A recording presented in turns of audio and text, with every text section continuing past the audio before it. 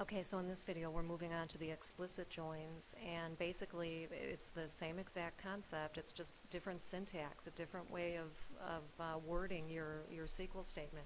So letter D here says repeat letter A using an explicit inner join. So I think I'm going to go ahead and find letter A, which we did in the last video when we were talking about implicit joins, and I'm going to copy that. Okay, and we're just going to rework this guy to be an explicit join, which basically means he's going to use the word join. Okay, so it's really just a minor syntax change. So the select clause isn't going to change. It's really in the from clause. We're going to say from vendor, okay, join inventory, and then we don't have a where clause. It becomes the on clause. That's it. Okay, that's your inner join.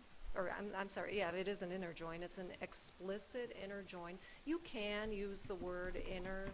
Okay, I mean, if you don't specify inner, that's what you're going to get anyway. So that is redundant there, but you know, we can leave it in there just to drive it home that this is a basic inner join. But so anyway, let's go ahead and run it. Okay, you see the result is the same. It's still the 35 rows. You know, the query is the same as it always was, but the syntax is just different. That's all. Okay, so let's do another one. This is repeat letter B using explicit join syntax. So let's go ahead and find letter B here. Okay, this was one where it was coming from 3 tables. Okay, so this one is a little more complicated. This one's going to be letter E.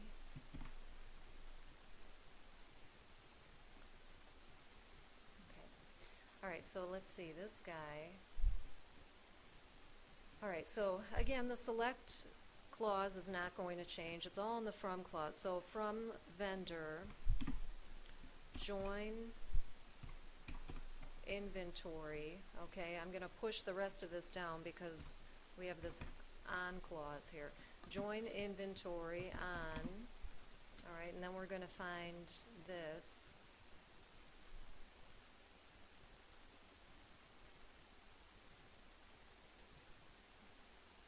Okay, so that takes care of part of it, but there's this other table in the mix as well. So I have another join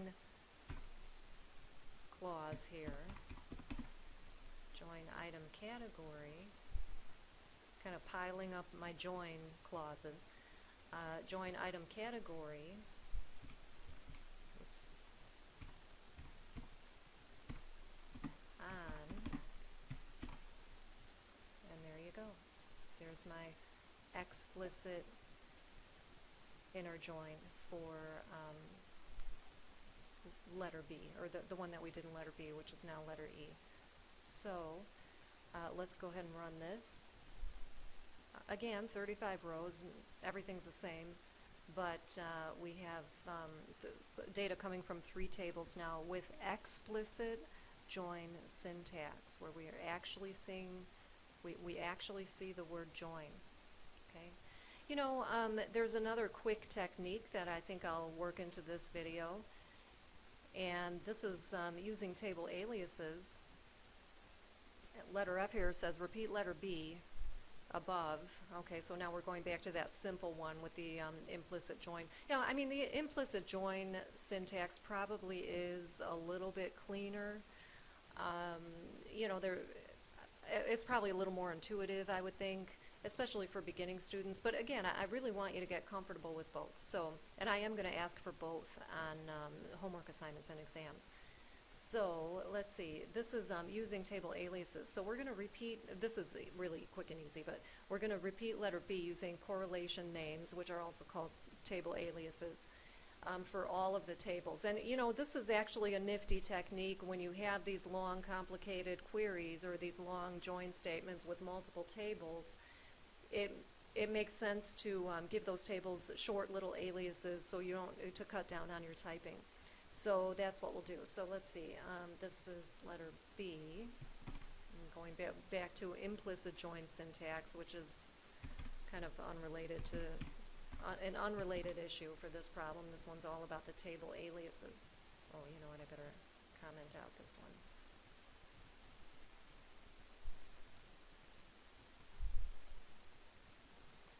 Okay, so here when we're saying, okay, from vendor, I'm going to squeeze in and say, about vendor is Ven, I think we're told in the problem. Okay, Ven, INV, and cat. Okay, so vendor is Ven, inventory as INV, and item category as cat. Okay, now here's the thing. Once you use those aliases, once you create those aliases, that's what you have to use here in the